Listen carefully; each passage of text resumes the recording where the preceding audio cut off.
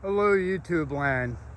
Now I'm about to show you something that I wish I knew years ago, and it's how to turn your power washer into a real life soft washing machine. And I've discussed downstreaming, and I do have another house washing video online, but I didn't really go into too much detail. One key point is, if you do buy what I'm about to show you, the X-Jet system, always make sure that it's made for your the gallons per minute matches your machine. This machine here is out of service. Both of these I'm using a machine because I do a lot of I do a lot of things with my van, so I just roll it out of my rig and attack the house. But I got a 4,000 PSI, but PSI is not the issue. It's almost 4 gallon a minute machine that I'm using currently. And I do have a bigger machine I just bought. That one's an honest to goodness 4 gallon belt driven. And that's in the batter's box, waiting for the next one to fail, and then I'll unleash that thing. Now, everybody thinks, like I said in previous videos, you need a high gallon per minute machine, and nothing could be further from the truth. Of course, everybody wants to aspire to that. I'm not even there yet, and really I don't have the need for it at this moment. I get the job done with these just fine. And even this little 3400 PSI, which I believe is about 2.4 gallon a minute, so long I don't even remember, but I've gotten years of service. Like the one on the left, I think lasted me 16 years. I think I put one rebuilt pump on, and you can always get rebuilt pumps for these at half the price. You don't want to go run out and buy a new washer because your pump failed. Get a rebuilt pump. But the key to making your pump last in the first place is always change your oils. The oil in the pump, they have sight glasses, they have a drain plug on the bottom. They have that plug you can see on the top right there. It's very easy. I like to warm it up. I always warm it up just like a car. This way the oil is warm and it flows out. So you run the machine for 5 or 10 minutes, and then then your oil will be warm and flow right out. And then you just fill it to halfway up the sight glass on most of these machines. Anyway, that's for another video. So how do you change something like that into a soft washing machine? Well, the answer is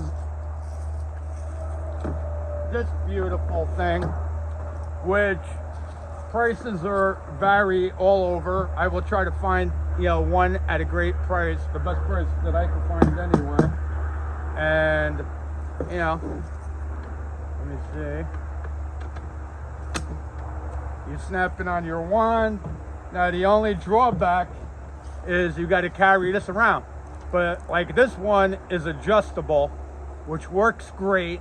When you turn it to the left, you have a fan spray, and the more you turn it to the right, it concentrates that spray. And the beauty of this is, like, you can mix your Chem, whatever is your mixture of choice.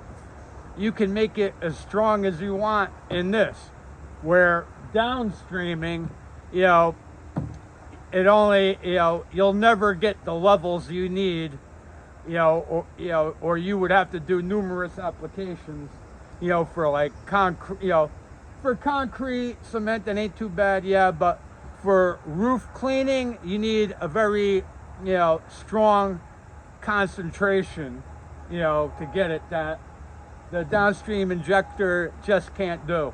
But with this, you can wash roofs. You can wash stucco, bricks, cement, because you have total control of the strength. The only drawback, like if you had a big machine, that you could adjust, the chemical flow and all of that, of course, you're in the game. But the only drawback is you have to carry this around and you have to keep making little batches. But if you put the elbow grease in, it will get the job done. And like I use it mostly for house washing. I use a different system, which I do have a video of a thing I bought that would get you, the drawback of these things is you have to make frequent batches, but you can graduate. It's not rocket science. You can graduate the bigger containers. But however, this is great. Another beautiful thing I like about this is downstream injectors. For whatever reason, you can make money with it. It's part of the business, replacing this stuff.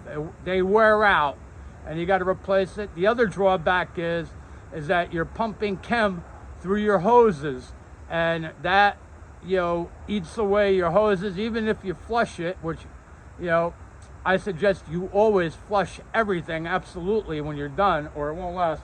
But this also has a little valve in the middle, which you always want to turn it off until you're ready to use it. And you got to be careful, because like if you place it down and that valve is in the flow, gravity could siphon it out of the tank, and you don't want to kill anybody's lawn, and you don't want to lose your valuable chem. But using this system, nothing is going through your wand, which, by the way, that wears out too very quickly, running the chem through it. So the big advantage is that you can run with a stronger mix, and you don't have to deal with the downstream injectors. Like this thing I'm using 2 years, and I have not had one problem with it. Where downstream injectors and everything else, you will have problems at some point. You got to expect it. But this keeps your hoses, and your wand pristine, because you're only basically running fresh water through it. So anyway, they have different nozzles, and they have one nozzle, like on my 3.5 gallon a minute machine. It says it's rated for 4 gallons and up. However, I have used it on my 3.5 gallon minute with spectacular results. So, these results are my results, and that's running it through, basically a 75-foot line. And that's the other beauty of this, where, with the downstream injector, especially with a small machine, you'll be limited. Like if you use too long of a hose, it won't suck the chem anymore. Where this, I can vouch for 75 feet, you'll have no problem. And, I'm gonna probably hook up another line and go for 150, which I see a lot of dudes say no problem. And, it's all experimenting, but this is my experience, and, this is what works for me, and you take it or leave it.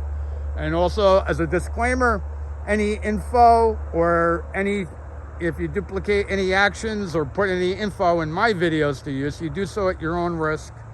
And by watching this video, you agree to them terms.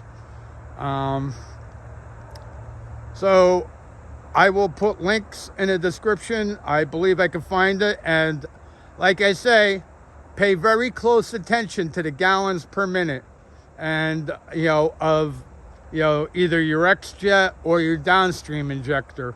Now with the X-Jet, like I say, I'm like a half a gallon below the minimum limit, and it works for me with 75 feet of hose. So that's all I could tell you. So But for me, I drag the machine around the house, no problem, you know. I move it, you know, basically, I only have to basically move it 2 times. You know, I put it on the corner and I can knock out 2 sides of the house there. And then I move it to the other corner and I can usually knock out both sides of the house there, unless you have a colossal house.